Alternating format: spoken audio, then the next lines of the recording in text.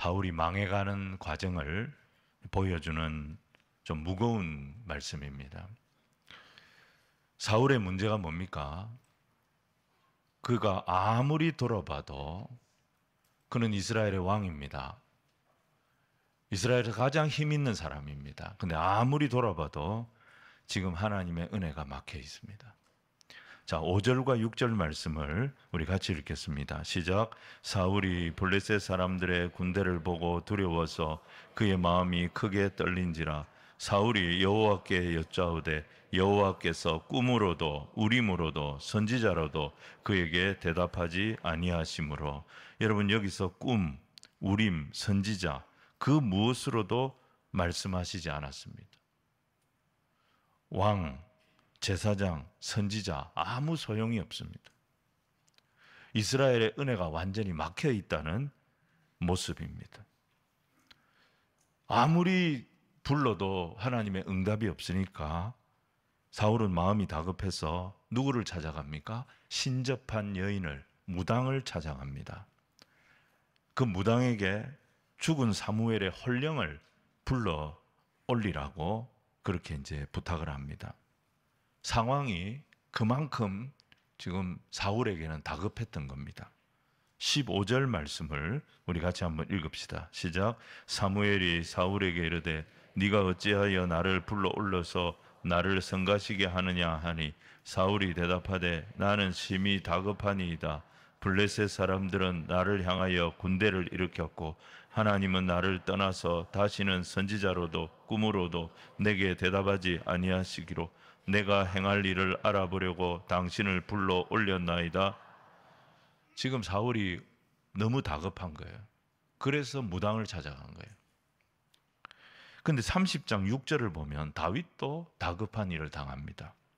30장 6절에 이렇게 돼 있어요. 백성들이 자녀들 때문에 마음이 슬퍼서 다윗을 돌로 치자 하니 다윗이 크게 다급하였으나 그 다음 뭐라고 돼 있습니까? 그의 하나님 여호와를 힘입고 용기를 얻었더라. 둘 다 다급한 상황이에요. 근데 한 사람은 무당을 찾아갑니다. 근데 한 사람은 하나님의 은혜를 덧입습니다. 그래서 다시 용기를 얻었다 했습니다. 다윗은 하나님의 도우심을 받았는데 사울은 하나님의 도우심을 전혀 받지 못했습니다. 사울도 하나님을 찾았다 그랬잖아요. 근데 하나님과 연결이 안 되는 거예요. 사울에게는 그러면 무슨 문제가 있었길래 이렇게 응답을 못 받았느냐? 사울의 문제는 그의 신앙의 문제였습니다. 그의 신앙은 철저하게 어떤 신앙이었느냐? 나를 위하여 신앙이었습니다. 여러분 7절에 보시면 사울이 그의 신하들에게 이르되 나를 위하여 신접한 여인을 찾으라. 8절에도 뭐라고 되어 있느냐? 사울이 이르되 청하노니 나를 위하여 신접한 술법으로 내가 네게 말하는 사람을 불러 올리라 하니 목적이 어디에 있느냐? 다 나를 위하여입니다. 그러니까 사울의 중심에는 항상 뭐가 있느냐? 나를 위하여예요. 자기를 위하여예요. 그래서 이 사람은 사람에 대한 평가도 이 사람이 하나님의 사람이냐 하나님의 사람이 아니냐 그걸 가지고 보는 것이 아니라 나를 위하는 사람이냐 나를 위하지 않는 사람이냐 이걸 가지고 판단을 한 거예요. 자기를 위하지 않는 사무엘하고 갈라서 버린 거예요. 자기보다 더 인기 있는 다윗을 쫓아내고 죽이려고 했던 거예요. 자기를 돕지 않는 제사장 찾아가서 전부 다 죽여버린 거예요. 그러니까 어떻습니까? 나중에 정말 위기가 왔는데 자기를 도울 사람이 자기 주변에 선지자도 없고 제사장도 없고 아무도 없게 된 거예요. 다윗은 어떻습니까? 사울을 피해 도망다니지만 하나님과 계속 연결이 되니까 400명, 600명이 그에게 찾아오기 시작하고 그가 실수할 뻔했을 때 하나님 아비가일을 딱 붙여가지고 실수하지 않도록 도와주시고 그의 인생이 더 깊어지고 더 넓어지는 하나님의 은혜를 계속 경험하는 인생이 되게 만들어주셨지만 자기 중심으로 살았던 사울은 어떻습니까? 아무도 주변에 없었습니다. 은혜가 계속 말라가더니 죽게 돼버린 것입니다. 오늘 28장이 우리에게 주시는 교훈이 뭡니까? 은혜가 막히면 왕도 뵐 수 없다. 은혜가 막히면 부자도 뵐 수 없다. 이게 오늘 말씀의 핵심입니다. 그래서 바른 신앙은 자기 중심의 삶을 계속 깨트리며 나가야 됩니다. 그러면서 하나님 중심의 삶을 계속 선택하며 나가야 합니다. 이게 바른 신앙 훈련입니다. 인간은 본능적으로 자기 중심적으로 될 수밖에 없어요. 손해보는 거 좋아하는 사람 누가 있습니까? 희생하는 거 기뻐하는 사람 누가 있습니까? 이익이 눈앞에 있는데 이거 포기할 사람이 누가 있습니까? 이익은 다 챙기고 싶고 손해는 다 피하고 싶고 이러고 싶은 것이 우리의 본능이지 않습니까? 근데 계속 이게 역전이 일어나야 되는 거죠. 나 중심의 삶은 계속 깨트리고 하나님 중심의 삶은 계속 선택하고, 이게 뭡니까? 신앙의 길을 가는 것입니다. 자, 오늘 첫 번째 두 가지만 살필 텐데요. 자기 중심적인 삶에는 그 마음에 뭐가 없느냐? 평강이 없다는 거예요. 하나님을 사랑하는 자, 다른 말로 하면 그 중심에 하나님이 있는 자, 이 사람이 의인입니다. 이 사람에게는 어떤 복이 있느냐? 이사야 57장 19절을 우리 같이 한번 읽겠습니다. 시작. 입술의 열매를 창조하는 자 여호와가 말하노라. 먼 데 있는 자에게든지 가까운 데 있는 자에게든지 평강이 있을지어다. 평강이 있을지어다. 내가 그를 고치리라 하셨느니라. 자, 우리 하나님을 뭐라고 표현합니까? 입술의 열매를 창조하는 자래요. 여러분, 말 잘해야 됩니다. 네, 불평하고 원망하고 남 탓하고 죽는다 그러고 안 된다 그러고 미치겠다 그러고, 이게 얼마나 무서운 말인지 이제 아시겠죠? 입술의 열매를 창조해 주신대요. 또 뭐가 있습니까?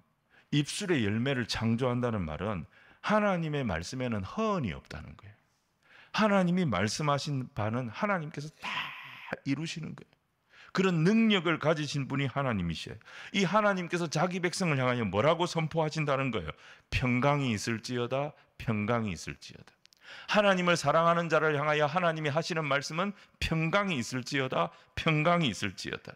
그래서 우리는 어떤 상황을 만나든지, 하나님께 가까이 있든 하나님께 멀리 있든, 어려운 상황에 있든 좀 더 형통한 상황에 있든, 상황이 중요한 것이 아니라 하나님께서 우리에게 평강을 주시면 우리가 어느 곳에 있든지 우리가 있는 자리에서 심령이 회복되고 우리의 육신이 살아나고 모든 상처가 치유되는 역사가 일어나게 될 줄로 믿습니다. 근데 반대는 어떻습니까? 그 다음 절 이사야 57장 20절 21절을 같이 읽겠습니다. 시작. 그러나 악인은 평온함을 얻지 못하고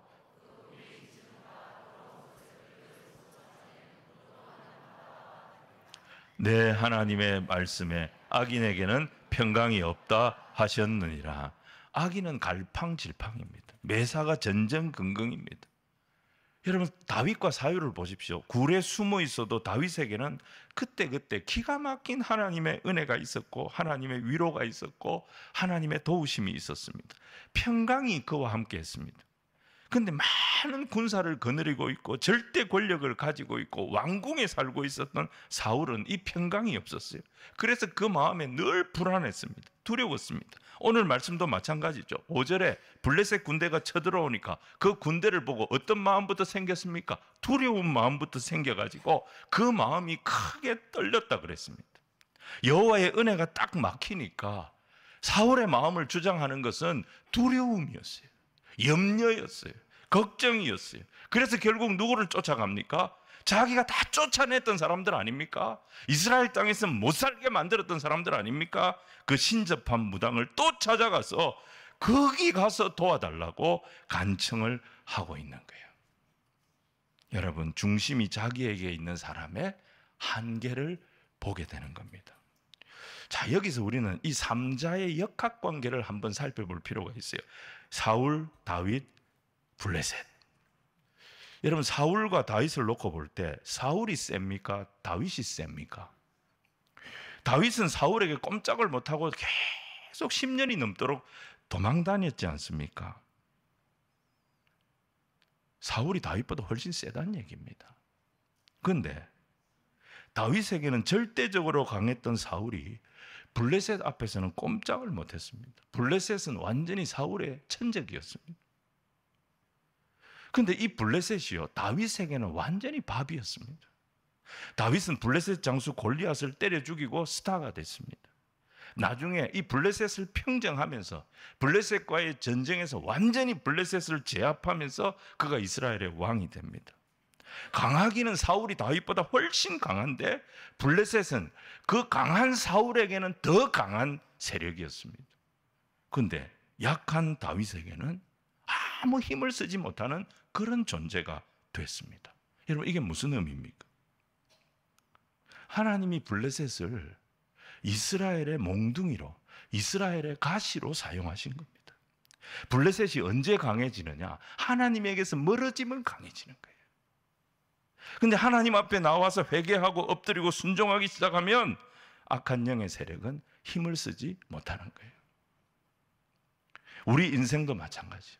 내 인생에 블레셋이 있습니다. 블레셋이 아무리 강해 보여도 블레셋은 절대적이지 않습니다. 내가 하나님에게서 멀어질 때, 내 욕심을 따라가고 내 고집을 따라갈 때 내 인생의 블레셋이 강해집니다. 내가 힘이 없어서, 힘이 약해서 블레셋에게 어려움 당하는 게 아닙니다. 내가 하나님과 멀어질 때, 내 중심으로 살 때 하나님 은혜가 쪼그라들고 말라들면서 블레셋에게 어려움 당하는 거예요. 그래서 사무엘서에 나오는 이 블레셋은 하나님이 쓰시는 몽둥이라는 거예요. 이스라엘 백성들을 보면 그들의 영적인 바로메타가 되는 거예요. 우리가 하나님 중심으로 나가면 나의 블레셋은 힘을 쓰지 못합니다. 내가 잘나고 내가 똑똑하고 이건 두 번째입니다. 내가 하나님 앞에 겸손하고 내가 하나님 앞에 가까이 나아가고 있느냐, 내 중심에 하나님을 두고 있느냐, 이게 1번이라는 것입니다. 그러면 블레셋은 힘을 잃습니다. 하나님의 은혜가 찾아옵니다. 하나님의 평강이 찾아옵니다. 하나님의 위로가 찾아오는 것입니다. 가정도 마찬가지입니다. 우리 가정에 블레셋이 있습니다. 그 블레셋을 이기는 길은 단순합니다. 하나님 중심으로 사는 거예요. 우리 가정이 하나님을 가까이 하는 거예요. 그러면 우리 가정의 블레셋 아무리 대단해 보여도 우리 앞에 힘을 쓰지 못하는 거예요. 사무엘서의 이 지긋지긋한 블레셋이 바로 이스라엘의 영적인 바로메타 역할을 했다는 것을 기억하십시오. 목회도 마찬가지예요. 목회도 하나님께서 맡기신 목양지에서 주님의 마음으로 주님 앞에 늘 겸손하게 엎드리고 목회하면 우리 주변에 아무리 악한 블레셋 같은 세력이 있다 할지라도 건드리지 못하는 거예요. 그런데 목회자가 게으르고 교만하고 어디 명예 이런 데 한눈 팔기 시작하고 그러면 어디서 올라왔는지 블레셋이 올라오는 겁니다. 모든 문제는 상황이 아닙니다. 모든 문제는 환경도 아닙니다. 모든 문제는 남에게 있는 것이 아닙니다. 내 태도가 중요한 겁니다. 또 한 가지 우리가 생각할 게 뭐냐면 이 블레셋이 공격해 올 때 사울의 문제는 건강한 공동체가 그에게 없었습니다. 건강한 공동체 안에 거해야 됩니다. 이 건강한 공동체가 하나님이 성도를 지키는 은혜의 방편이었습니다. 지금 사울은 블레셋이 공격에 오는데 자기를 지켜줄 은혜의 방편이 없어요. 제사장도 없고 선지자도 없고 아무도 없어요. 사무엘은 죽었습니다. 그의 군사 참모였던 다윗, 하나님이 쓰시는 사람 이 다윗을 밉다고 내쳐버렸어요. 제사장들 전부 다 쫓아가서 다윗 편든다고 다 죽여버렸어요. 자기를 도울 은혜의 방편, 은혜의 공동체가 사라지니까 하나님의 응답을 들을 수가 없었던 것입니다. 그래놓고 6절에 뭐라고 말합니까? 여호와께서 꿈으로도 답을 주시지 않고 우림으로도 답을 주시지 않고 선지자로도 답을 주시지 않으니까 내가 답답하다고 하나님을 원망하고 있는 겁니다. 그러면서 더 큰 악수를 뚜죠. 엔돌의 점치는 무당을 찾아간 겁니다. 이 무당을 찾아간 게 완전히 흔들리는 사울이 KO 펀치를 맞은 거예요. 점치로 딱 가면서 사울이 끝난 거예요. 딱 끝난 거예요. 그 다음 날 전사한 겁니다. 응답이 없더라도, 하나님의 응답이 더디 오더라도 우리는 하나님 앞에 나아가야 되고 건강한 공동체와 함께 계속 엎드려야 합니다. 그러면 하나님 도와주시는 거예요. 우리가 신앙으로 산다는 게 뭐죠? Only Jesus, 오직 하나님입니다. 내게는 하나님밖에 없습니다. 내가 망해도 하나님 품 안에서 망하고 죽어도 하나님 안에서 죽겠습니다. 이 각오로 하나님 앞에 엎드리면 반드시 역사가 일어나게 될 줄로 믿습니다. 그런데 사울은 무당 찾아갔어요. 하나님이 안 되면 플랜 B를 써야지. 신앙에는 플랜 B가 없습니다, 여러분. 무당 찾아가서 사울이 무슨 소리 합니까? 여러분 읽어보시면요, 거기서 여호와의 이름으로 맹세합니다. 이 무당이 내가 당신 요구 들어주면 내 죽일 거 아닙니까? 이랬더니 내가 여호와의 이름으로 맹세하노니 구슬해라. 이 말이 됩니까 이게? 네가 점을 쳐도 내가 너를 처벌하지 않겠다. 제발 죽은 사무엘의 혼령을 불러다오, 불러다오. 여러분 이렇게 해서 나온 사무엘의 이 혼령이 진짜겠습니까? 가짜겠습니까?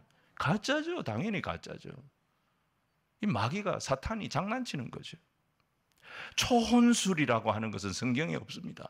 이 혼을 불러내는 초혼술이라고 하는 건 성경에 없어요. 그건 영화에 나오는 거고 소설에 나오는 겁니다. 영화를 보지 말고 소설을 보지 말고 리딩 지저스, 성경을 보시기를 바랍니다. 그런데도 사울은 자기를 도울 은혜의 공동체를 잃어버리고 어려움을 당하니까 하나님을 찾는 게 아니고 하나님 앞에 더 엎드리는 게 아니라 자기를 위해서, 자기가 원하는 답을 얻고 싶어서 답답하고 초조하니까 무당을 찾아갔고 죽은 사무엘의 혼령을 불러달라는 말도 안 되는 요구를 했던 겁니다. 그러다가 망한 거죠. 여러분, 때로는 우리에게 불편하기도 하고 좀 듣기 싫은 얘기를 듣는다 하더라도 은혜의 공동체 안에 계셔야 됩니다. 은혜의 공동체 안에서 하나님의 말씀을 받아야 됩니다. 그 말씀을 묵상해야 됩니다. 그러면서 우리가 하나님 앞에 더 가까이 나가야 합니다. 반드시 평강 주시고 평강 주시는 그 하나님이 주시는 약이 좀 쓰다 할지라도 그 쓴 약을 통하여 우리가 다시 치료되고 회복되는 역사가 일어나게 될 줄로 믿습니다.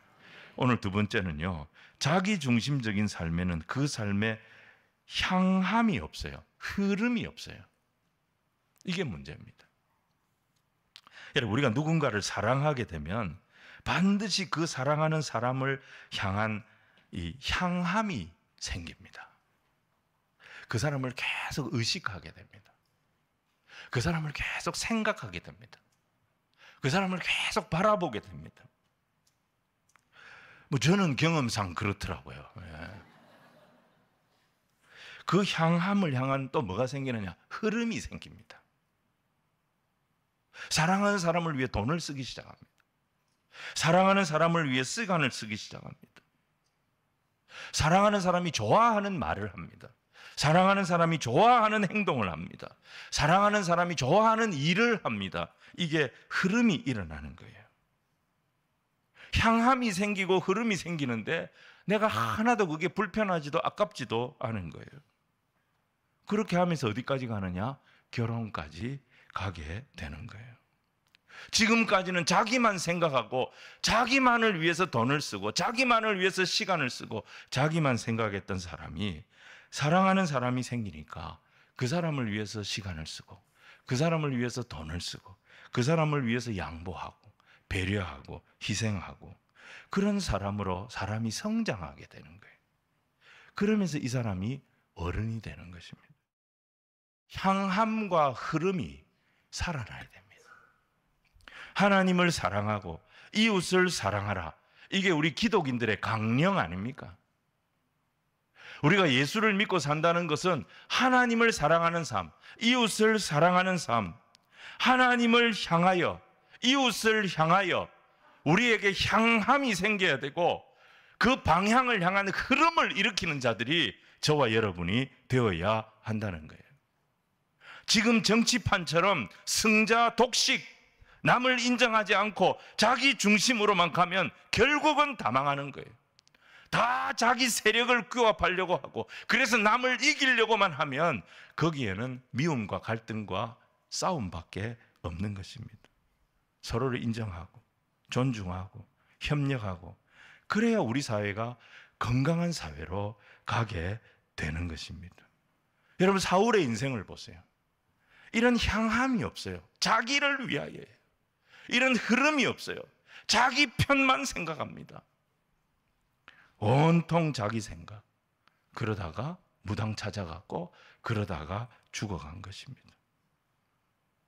오늘 우리 주의 백성들에게 거룩한 흐름이 일어나야 합니다. 이웃을 향해 내가 받은 은혜를 흘려보내는 이 거룩한 향함과 흐름이 우리 안에 파도처럼 계속 일어나야 할 줄로 믿습니다.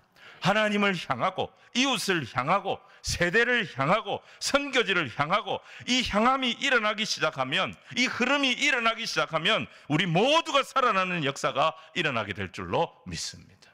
그런데 자기 중심으로 계속 움츠러들면 이 흐름이 단절되는 거예요. 흐름이 단절되면 은혜가 사라지는 거예요.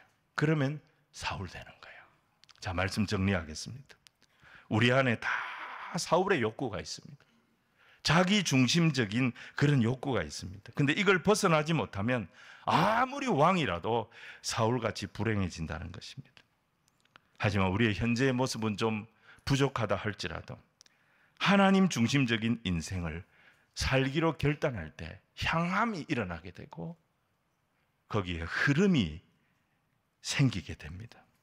시간이 갈수록 하나님을 향함, 이웃을 향함, 한 영혼을 향함, 이게 깊어지고 이게 넓어질 것입니다. 우리 그리스도인들이 자기만 생각하고 사는 것은 정말 부끄럽게 사는 것입니다. 그렇게 살기에는 우리가 받은 은혜가 너무 감사한 거예요. 너무 귀한 거예요. 나를 구원하시려 하나님이 인간이 되셨습니다. 나를 살리시려고 십자가에서 살찢고 피 흘려 자신의 모든 생명을 내어주셨습니다. 이 은혜가 너무 귀하잖아요. 이 은혜가 너무 감사하잖아요.